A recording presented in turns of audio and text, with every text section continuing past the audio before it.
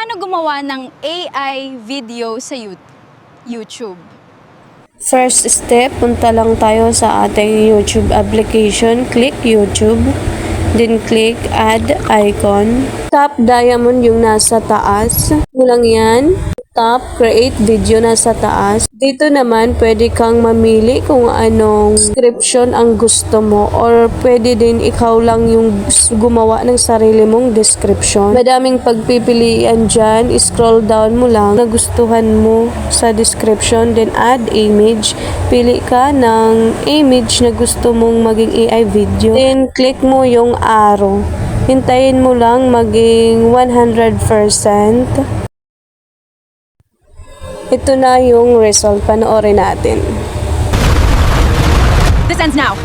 You picked the wrong woman. Roar! Kung okay na, click mo lang yung download. Then, pag may nakita kang video save to roll camera, punta ka lang ulit sa yung photos or gallery. Kikita mo na yung nasave mong video. Ito na siya. You picked the wrong woman. Roar! This ends now.